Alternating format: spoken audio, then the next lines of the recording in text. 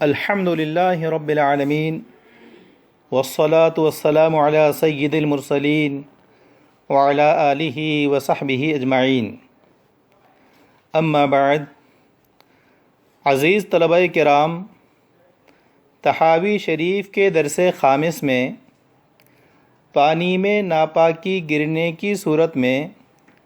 اس کے پاک رہنے اور ناپاک ہو جانے کے سلسلے میں ہم نے آپ کے سامنے 4 اقوال بیان کیے تھے، جس میں سے قول اول کی بابت یہ کہا گیا تھا کہ ہم اسے زیر بحث نہیں لائیں گے۔ اصل بحث 3 اقوال پر ہی ہوگی۔ قول اول حضرت امام مالک اور دیگر ان حضرات کا ہے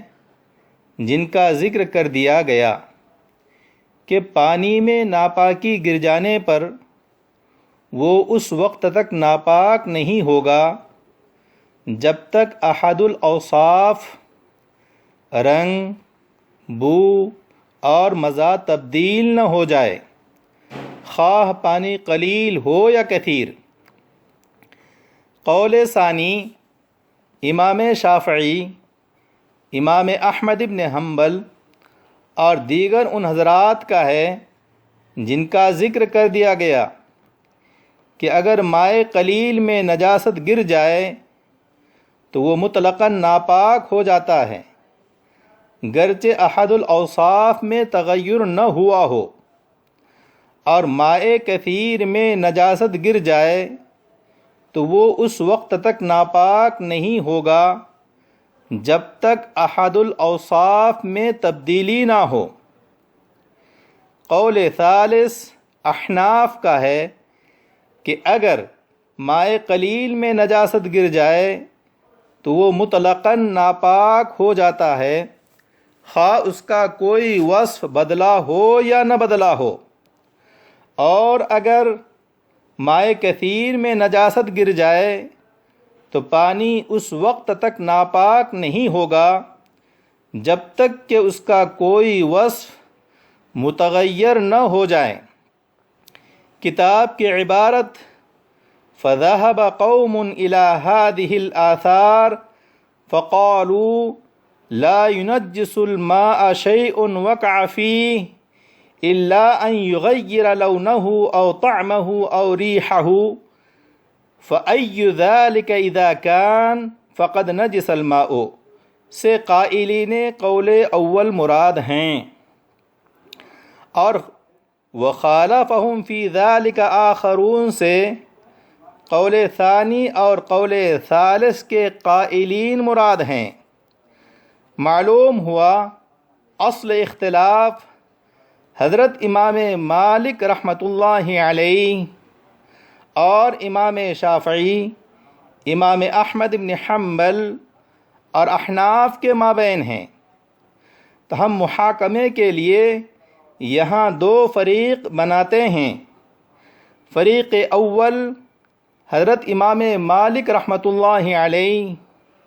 فریق ثانی حضرت امام شافعی، حضرت امام احمد بن حنبل اور احناف۔ فریق اول کی دلیل وہ 5 احادیث مبارکہ ہیں جو ہم نے آپ کے سامنے پڑھی۔ ان 5 روایتوں میں سے 4 روایتیں بیر بداع سے متعلق ہیں۔ بداع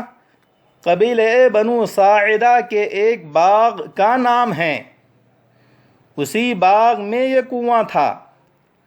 اور اسی کی طرف نسبت کرتے ہوئے اسے بیر بداع کہا جاتا ہے۔ اور ایک روایت غدیر سفر سے موسوم ہے، لیکن قول رسول صلی اللہ علیہ وسلم میں دونوں مضمون ایک ہی معنی میں ہیں، جس کا خلاصہ یہ ہے کہ پانی کبھی ناپاک نہیں ہو سکتا، گرچہ اس میں نجاست گر جائے، خواہ وہ مائع قلیل ہو یا کثیر۔ ان احادیث مبارکہ سے فریق اول حضرت امام مالک رحمۃ اللہ علیہ نے اپنے مذہب لا ينجس الماء شيء وقع فيه إلا أن يغير لونه أو طعمه أو ريحه فأي ذلك إذا كان فقد نجس الماء کو ثابت کرنے کے لیے استدلال فرمایا ہے۔ آگے کی عبارت وخالفهم في ذلك آخرون سے قائلین قول ثانی و ثالث مراد ہیں، یعنی شوافع، حنابلہ اور احناف۔ ان حضرات کی جانب سے قائلین قول اول کے کئی جواب دیے گئے ہیں۔ پہلے ہم اس عبارت کا ترجمہ سمجھ لیتے ہیں جو ان جوابات پر مشتمل ہے، پھر ان جوابات کی وضاحت کی جائے گی۔ تو دیکھیے عبارت فقالوا اما ما ذکرتموه من بئر بضاعة فلا حجة لكم فيه لأن بئر بضاعة قد اختلف فيها ما كانت فقال قوم كانت طريقا للماء إلى البساتين فكان الماء لا يستقر فيها فكان حكم مائها كحكم ماء الأنهار وهكذا نقول في كل موضع كان على هذه الصفة وقعت في مائه نجاسة فلا ينجس ماؤه إلا أن يغلب على طعمه أو لونه أو ريحه أو يعلم أنها في الماء الذي يؤخذ منها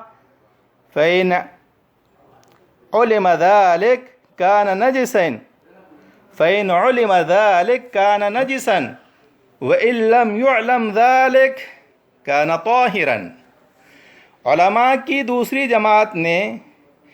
اس کی مخالفت کی ہے، چنانچہ انہوں نے فرمایا گزشتہ روایت میں تم نے بئر بضاعہ کا ذکر کیا، اس میں تمہارے حق میں کوئی دلیل نہیں ملتی، کیونکہ بئر بضاعہ کے بارے میں علماء کے اقوال مختلف ہیں۔ بعض لوگوں نے کہا یہ باغات کی طرف جانے والے راستے میں پڑتا تھا اور پانی اس میں مستقل نہیں ٹھہرتا تھا، اور اس کے پانی کا حکم دریا کے پانی جیسا ہے، اور ہم اسی طرح ہر اس مقام پر حکم لگائیں گے جو اس صفت پر مشتمل ہوگا کہ اگر اس کے پانی میں نجاست گر جائے تو اس کا پانی ناپاک نہیں ہوگا، سوائے اس صورت کے کہ اس کے ذائقے یا رنگ یا بو پر نجاست کا غلبہ ہو جائے، یا جہاں سے پانی لیا جا رہا ہے اس کا نجس ہونا معلوم ہو جائے تو وہ پانی نجس شمار ہوگا، اور اگر ایسا معلوم نہیں ہوا تو وہ پانی پاک شمار ہوگا۔ وقد حكي هذا القول الذي ذكرناه في بئر بضاعة عن الواقدي حدثنيه أبو جعفر أحمد بن أبي عمران عن أبي عبيد الله محمد بن شجاع الثلجي عن الواقدي أنها كانت كذلك، وكان من الحجة في ذلك أيضا أنهم قد أجمعوا أن النجاسة إذا وقعت في البئر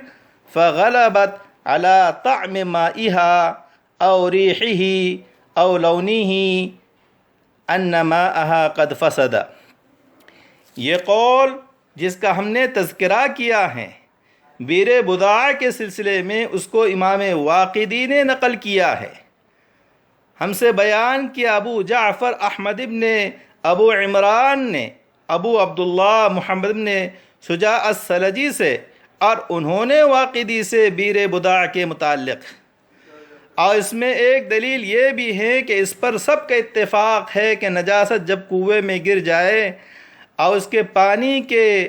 ذائقہ، بو یا رنگ کو بدل ڈالے تو اس کا پانی ناپاک ہو جائے گا۔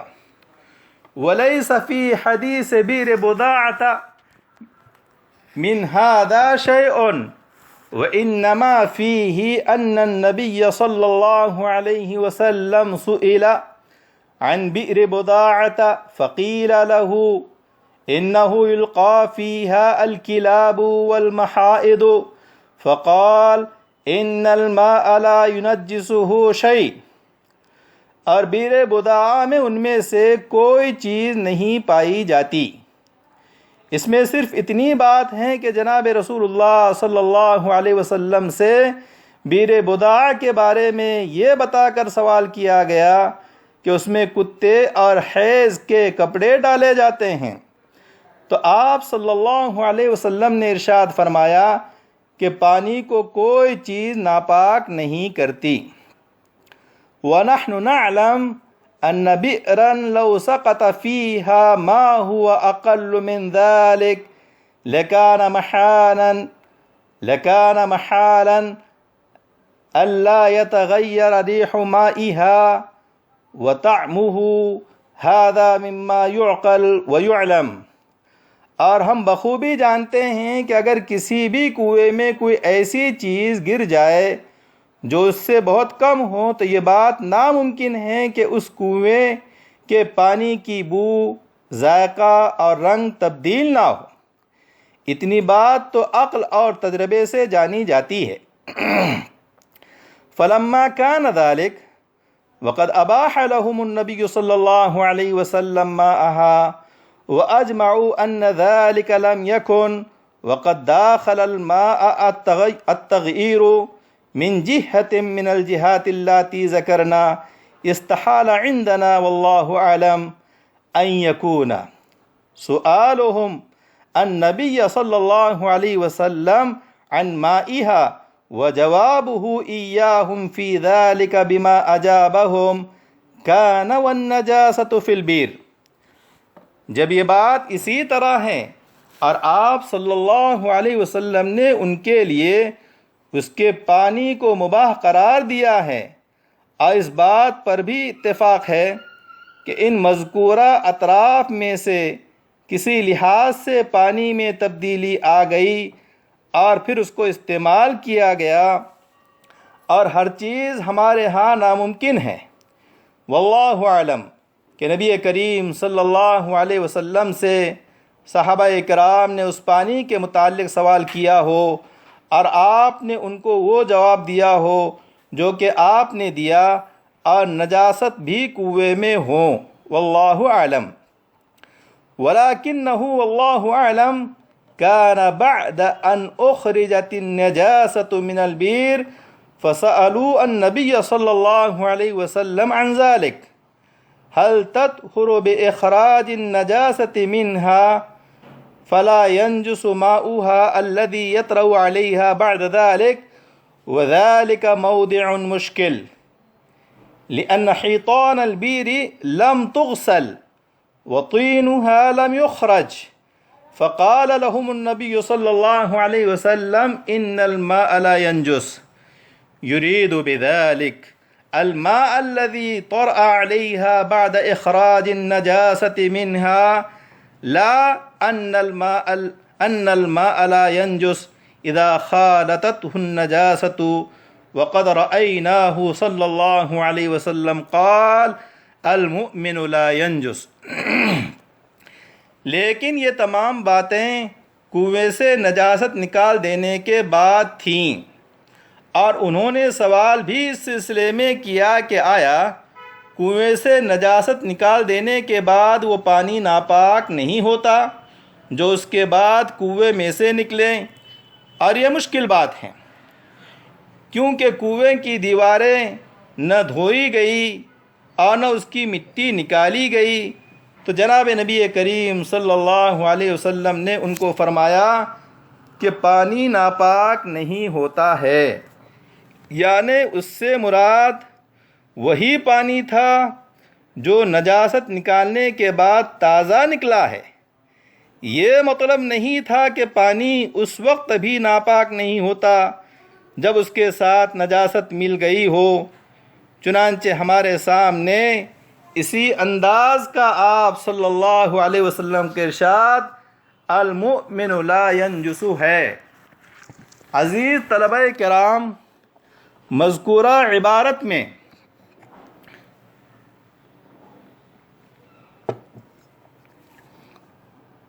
قائلین قول اول یعنی حضرت امام مالک، سعید بن مسیب اور ابراہیم نخعی رحمہم اللہ کے 4 جواب دیے گئے ہیں۔ جواب نمبر 1، جن احادیث مبارکہ سے آپ حضرات نے استدلال فرمایا ہے وہاں سے آپ کا استدلال صحیح نہیں ہے، کیونکہ روایات مذکورہ میں جس بیر بضاع کا تذکرہ ہے اس کی کیفیت کے متعلق حضرات علماء کے اقوال مختلف ہیں۔ بعض کا قول یہ ہے کہ وہ کنواں باغات کی سیرابی کا کام دیتا تھا، باغات کی طرف پانی جانے والے راستے میں پڑتا تھا، اس میں پانی مستقل نہیں ٹھہرتا تھا بلکہ منتقل ہوتا رہتا تھا، جس کی وجہ سے وہ نہروں کی طرح جاری پانی کے حکم میں تھا۔ اس بات کی تصدیق ہمارے استاذ ابو جعفر احمد نے سجا سرجی کے وساطت سے واقدی سے نقل فرمائی ہیں۔ اور جو پانی مائع جاری کے حکم میں ہو اس کے متعلق ہم بھی یہی کہتے ہیں کہ اگر اس میں نجاست گر جائے تو وہ اس وقت تک ناپاک اور نجس نہیں ہوتا ہے جب تک کہ اس کا رنگ یا بو یا ذائقہ نہ بدل جائے، یا اس کے متعلق یہ معلوم نہ ہو جائے کہ اس سے حاصل کیے جانے والے پانی میں وہ نجاست مل کر آ رہی ہے۔ اگر ایسا معلوم ہو تو وہ ناپاک ہوگا، ورنہ وہ پاک رہے گا۔ جواب نمبر 2، دوسری دلیل یہ ہے کہ اس پر سب کا اتفاق ہے کہ نجاست کنویں میں گر کر پانی کے رنگ یا بو یا ذائقے کو بدل دے تو وہ بالاتفاق ناپاک ہو جائے گا۔ نیز مذکورہ روایتوں میں سے کسی روایت میں احد الاوصاف کے متغیر ہونے کی قید نہیں ہے، آپ نے قیاس سے یہ قید لگائی ہے، تو ہمیں بھی مائع قلیل و کثیر ہونے کی قید لگانے کا حق حاصل ہے۔ لہذا اگر مائع قلیل میں نجاست گر جائے تو وہ بلا تغیر احد الاوصاف ناپاک ہو جائے گا۔ جواب نمبر 3، جب بالاتفاق تبدیلی اوصاف سے پانی ناپاک ہو جاتا ہے تو بیر بضاع جیسا چھوٹا کنواں تو کیا ایسے 4 کنووں میں ایک مردار کتا گر جائے تو سب کو متعفن و بدبودار کر دے گا۔ پس ذرا سی سمجھ والا بھی بیر بضاع کے ظاہر سے استدلال نہیں کر سکتا، کیونکہ ان چیزوں کے گرنے سے تغیر نہ ہونا محال و ناممکن ہے۔ جب یہ بات اسی طرح ہے، حالانکہ نبی اکرم صلی اللہ علیہ وسلم اس کے پانی کو مباح قرار دے رہے ہیں،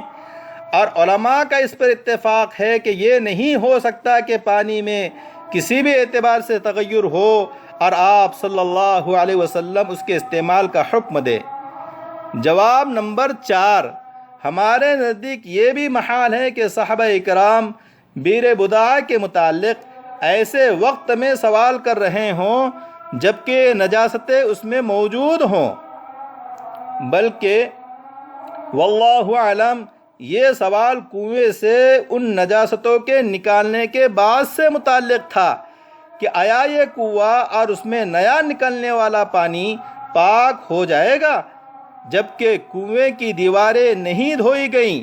اور نہ گاب نکالی گئی۔ تو اس پر جناب نبی کریم صلی اللہ علیہ وسلم نے فرمایا الماء لا ینجس، الماء سے وہی پانی مراد ہے جو کنویں کی غلاظت سے صفائی کے بعد اس میں ظاہر ہوا ہے۔